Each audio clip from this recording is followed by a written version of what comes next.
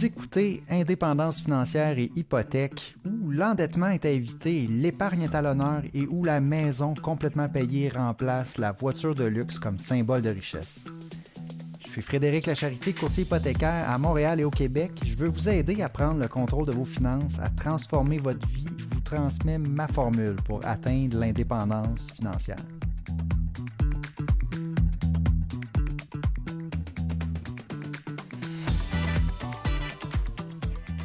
Épisode numéro 87, le 13 février 2025. On va parler de payer l'hypothèque ou mettre dans les REER CELI, c'est-à-dire est-ce qu'on doit, lorsqu'on a un surplus d'épargne, rembourser notre hypothèque ou investir? C'est une décision que plusieurs personnes vont avoir à prendre. Une situation dans laquelle je me suis moi-même retrouvé dans la trentaine, où est-ce que, j'avais une hypothèque, j'avais de l'espace de cotisation dans mon REER CELI, et puis j'avais, de l'épargne, évidemment. J'ai dépensé moins que mes revenus tout au long de ma vie, là, depuis que j'ai commencé à travailler. Donc ça, c'est super important de maintenir ça.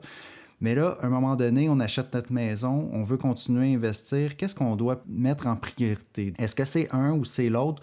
On va adresser cette question-là aujourd'hui. En plus, c'est le temps des REER, donc on a jusqu'au 3 mars 2025 pour cotiser à nos REER. Puis c'est mon ami Pascal Léger qui m'a envoyé un texte la semaine passée, qui écoute le podcast, qui me dit « Hey, j'aimerais ça t'entendre sur cette question-là. » Donc en même temps, on va répondre à ça. Évidemment, les conseils que je donne sur un podcast, ce sont des conseils généraux. Vous ne pouvez pas prendre ça comme des conseils qui s'appliquent à votre propre situation. S'il vous plaît, consultez votre professionnel pour des conseils qui s'appliquent à votre situation. Mais je vais en parler. Je vais vous dire un peu, moi, ce que j'ai fait. Puis voilà, ça va être ça l'épisode aujourd'hui. Donc, rembourser l'hypothèque ou mettre dans les REER CELI, ça peut être un des deux choix qu'on a. Pourquoi que c'est important? C'est un dilemme pour plusieurs propriétaires parce que là, si on a une hypothèque, ça veut dire que normalement, dans le plan en 5 étapes, on a déjà fait l'étape numéro 3. Donc là, on est rendu justement à investir pour l'indépendance financière et étape 5, rembourser son hypothèque. Dans le plan 5 étapes, ça vient après rembourser son hypothèque. Mais en réalité, on le fait en même temps. On rembourse toujours notre hypothèque à chaque paiement, petit peu par petit peu. Là, l'idée, c'est qu'il y a des possibilités. On peut, une hypothèque, rembourser ça plus rapidement que ce qui est prévu. On a des droits de remboursement anticipé autour de 15 %. Ça dépend des prêteurs. Des fois, c'est 10, des fois, c'est 20. Puis, il y a plusieurs façons de procéder. On peut augmenter notre paiement. On peut rembourser en un seul montant au courant de l'année jusqu'à la concurrence de, justement, 10 à 20 % de l'hypothèque, dépendamment du prêteur. Commençons par les mathématiques derrière ce choix-là. OK? C'est une première façon qu'on peut voir la question. On va voir que sur notre hypothèque, on a un taux d'intérêt qu'on paye sur la dette. Puis on va regarder nos placements. Nos placements, eux, ont un rendement espéré. OK? Puis là, il faut faire attention un peu avec cette comparaison-là. C'est souvent la première chose qu'on voit qui fait qu'on va justifier de faire un ou l'autre. Généralement, les rendements sur les marchés financiers de nos placements vont être autour de 7, 8, peut-être 10 % sur les marchés financiers. Et puis, notre hypothèque, le taux d'intérêt va être peut-être de 2, 3, 4, 5 %. Et puis là, on se dit, ouais, mais là, OK, ça rapporte plus si je le mets dans mes placements. Oui, à première vue, c'est le cas. Sauf que, il faut faire attention parce que de la dette, c'est un intérêt qu'on paye très certainement sur une dette qui ne va pas bouger. Et puis, quand on va mettre notre argent dans les placements pour investir, le capital peut fluctuer. Techniquement, à la bourse, il peut y avoir un crash boursier et la valeur de nos placements peut diminuer de 50 %. Donc, c'est pas tout à fait la même chose. C'est un peu plus risqué, dans le fond. Donc, c'est pas pour rien que le rendement des placements à long terme est plus élevé, parce que je le dis à long terme, parce qu'à court terme, ton hypothèque, elle va continuer de coûter 6 %, mais techniquement, tes placements peuvent faire moins 25 % une année. Là. C'est possible là, que ça l'arrive. Mais sur le long terme, c'est vrai que historiquement, dans les 100 dernières années, ça l'a fait plus autour de 7, 8 %, peut-être même 10 %. Les marchés financiers, normalement, sur le long terme, vont générer plus que ce qu'une hypothèque résidentielle va coûter. OK, puis là, il faut faire attention, il y a l'aspect de l'impôt aussi là-dedans. Les rendements dans un CELI sont non imposables, les rendements dans un REER sont non imposables, malgré que ça, c'est du report d'impôt, donc c'est un impôt qu'on devra payer plus tard. Et puis l'intérêt sur notre hypothèque, normalement, lorsque c'est pour l'achat de notre propriété qu'on a utilisé le prêt, l'intérêt n'est pas déductible d'impôt. Donc ça, on doit payer ça avec de l'argent après impôt. Il y a ces notions-là qui font en sorte qu'ils viennent mêler un peu les cartes là, dans mon cas. Donc ça, c'était pour l'aspect mathématique derrière le choix. Donc, on va passer outre donc, le calcul mathématique, simplement de dire qu'on a un petit taux d'intérêt sur notre hypothèque, on a un gros taux de rendement potentiel sur nos placements. Donc, on ne va pas automatiquement aller vers les placements, mais c'est quelque chose, évidemment, qu'on peut calculer. On pourrait dire, par exemple, que plus haut est notre taux hypothécaire, bien, plus que ça vaut la peine de rembourser plus rapidement notre hypothèque. Ça pourrait être une des réflexions qu'on a lorsqu'on se pose la question payer l'hypothèque ou investir dans nos REER CELI.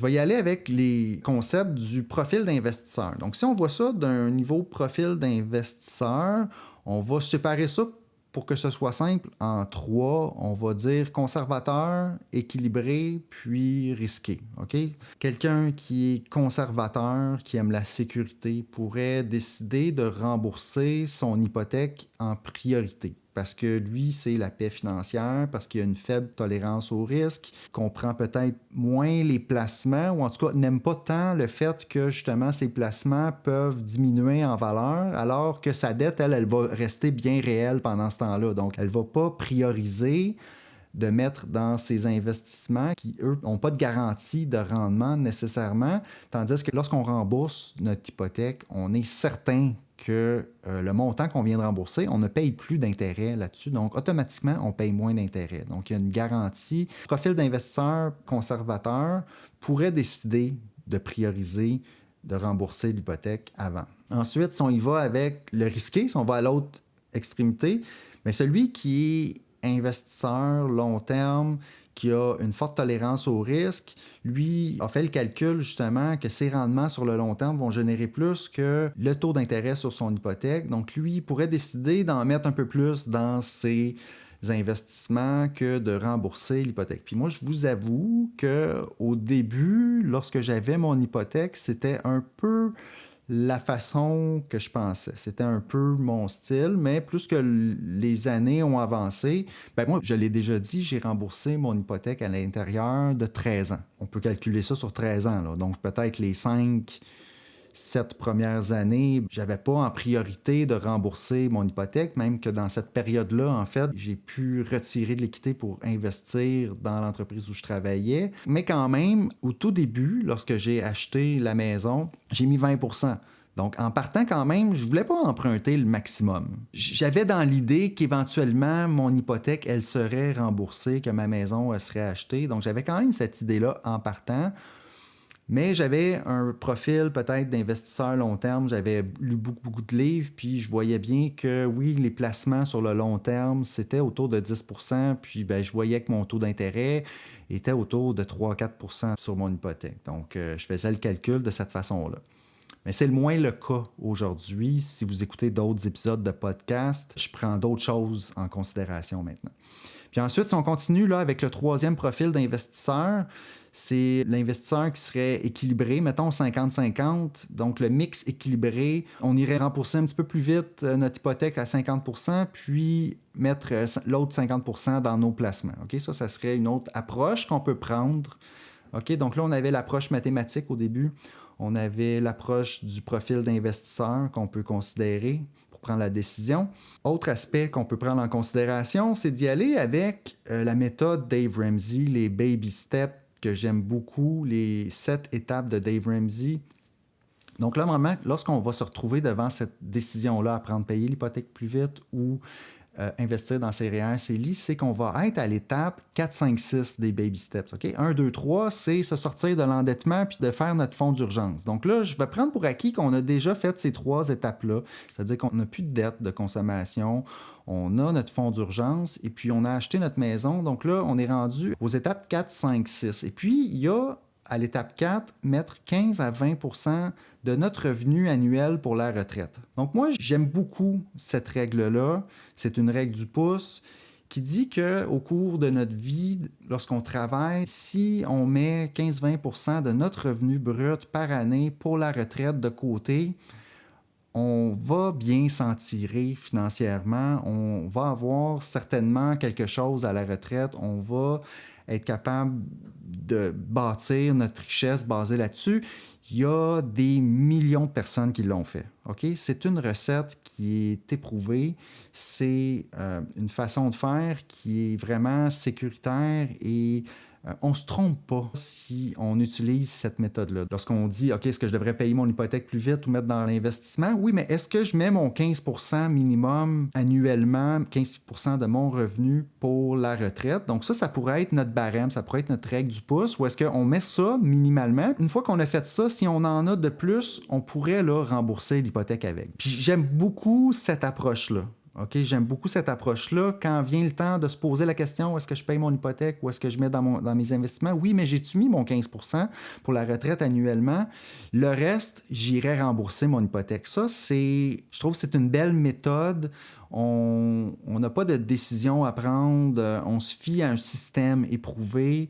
J'aime beaucoup, beaucoup. Puis les étapes 4, 5, 6, ben c'est justement mettre 15-20 pour la retraite annuellement. Ensuite, en mettre de côté pour les études de nos enfants. Ensuite, c'est de rembourser l'hypothèque plus rapidement, étape numéro 6. OK? Puis ça, Dave Ramsey, il dit, là, les étapes 4, 5, 6, là, on fait ça en même temps. OK? Mais le 15-20 pour la retraite, ça, c'est un petit peu obligatoire. Il faut faire ça un petit peu avant. Puis après ça, quand il en reste de plus, si on a de l'épargne en plus du 15-20 pour la retraite, on y va avec les études des enfants puis on rembourse notre hypothèque plus rapidement. Donc, celle-là, je voulais le mentionner ici parce que moi, c'est probablement ça que je ferais si j'avais toujours une hypothèque. Mais évidemment, ce n'est pas des conseils spécifiques à votre situation. Regardez tous les aspects. Le troisième facteur que j'ai ici, en fait, c'est pas le troisième, là, on est rendu à un quatrième facteur. Donc, le facteur psychologique, là, qui est la paix financière, on va parler de ça. Rembourser l'hypothèque, ça va apporter une sécurité émotionnelle. Ce que j'ajouterais, c'est que la paix financière, le fait qu'on a cette paix financière-là peut faire en sorte qu'on peut se concentrer à augmenter nos revenus. Parce que si notre hypothèque, avec le gros paiement, nous oblige un petit peu, nous attache à notre emploi, moi, c'est un petit peu comme ça que je le vois. Lorsqu'on a beaucoup de paiements, ça devient plus difficile de prendre des risques, par exemple, pour faire augmenter nos revenus.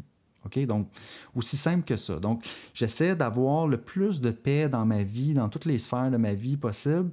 Puis après ça, ben là, je peux réfléchir, OK, comment je peux faire plus de revenus? Tu sais, parce qu'en réalité, l'indépendance financière, oui, ça va passer par l'accumulation de richesses puis notre capital qui travaille pour nous, mais ça passe beaucoup par le fait qu'on va être capable d'augmenter nos revenus, qu'on va devenir bon dans ce qu'on fait, puis qu'on va aller chercher de la valeur monétaire en échange de notre valeur sur le marché du travail. Puis, si on est préoccupé par l'endettement, si on est préoccupé par des gros paiements, puis qu'on a un petit peu peur de quitter la sécurité de notre emploi, ça va être plus difficile peut-être d'aller chercher des plus hauts revenus. Ça va être plus difficile de dire, je ne dis pas de donner un ultimatum à notre patron pour avoir une augmentation de salaire, mais ça va être plus difficile de le faire si on a des gros paiements hypothécaires, de dire à notre patron, ouais, ben là, moi, j'ai une autre opportunité dans une autre entreprise, je pense que j'irai faire le move parce que ça me rapportera plus en salaire. Mais peut-être qu'on sera pas à l'aise de faire ce move-là si on a des gros paiements parce que là, on a peur de se retrouver un petit peu entre deux travails puis de prendre ce risque-là. Bref, ça, c'était pour l'aspect paix financière. Je pense qu'il y a un avantage à rembourser son hypothèque. Ça nous permet peut-être de libérer un aspect de notre vie qui est stressant pour nous concentrer sur l'augmentation de revenus. L'autre aspect, OK, là, on approche de la fin de mes choses à considérer pour la question payer l'hypothèque plus vite ou mettre dans l'investissement les REER CELI. Ce sont les projets, les opportunités d'investissement. On se rappelle les 6 étapes de l'investissement performant où on travaille.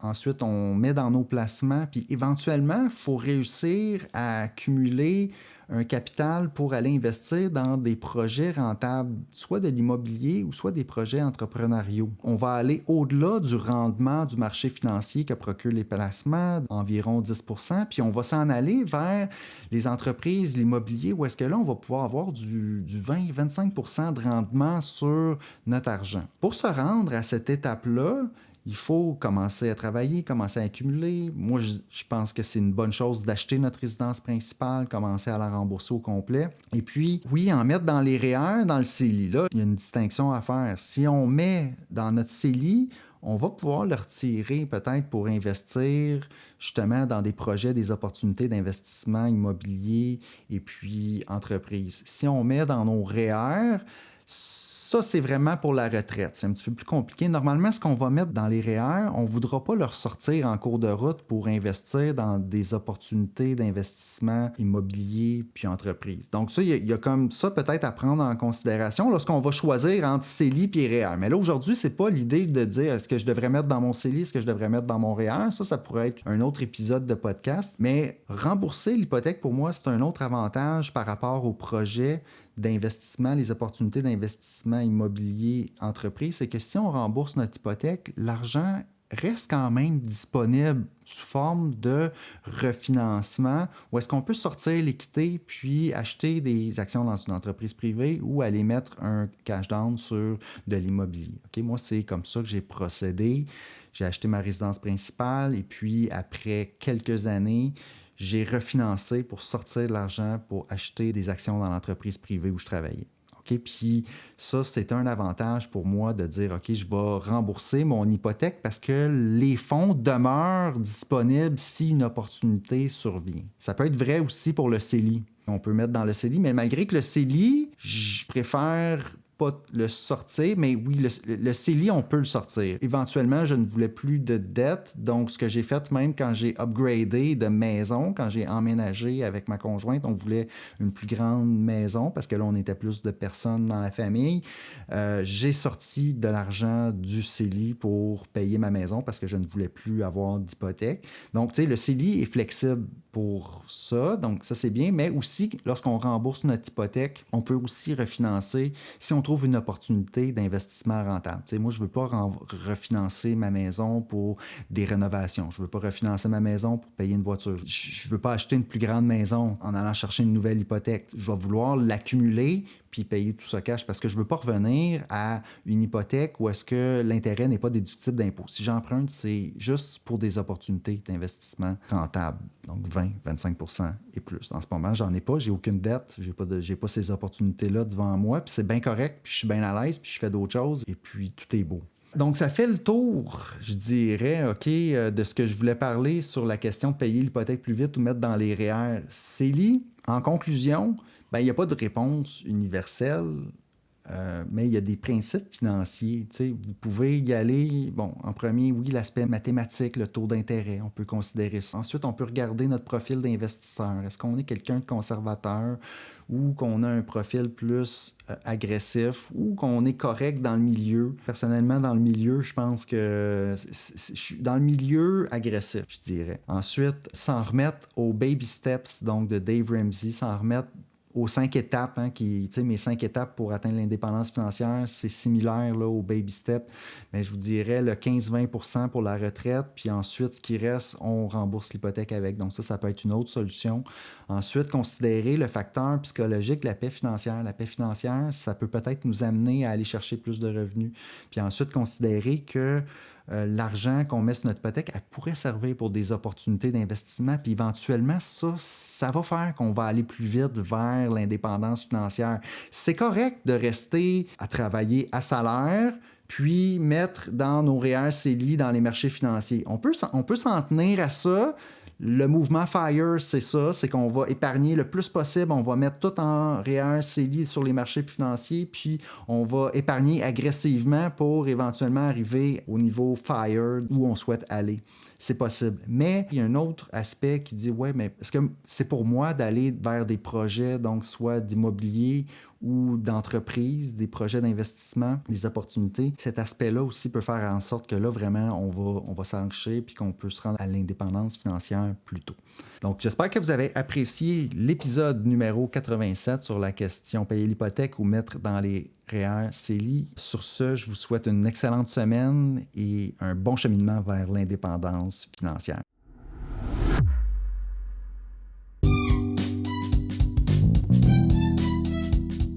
Alors, si vous avez apprécié l'émission, je vous invite à vous abonner.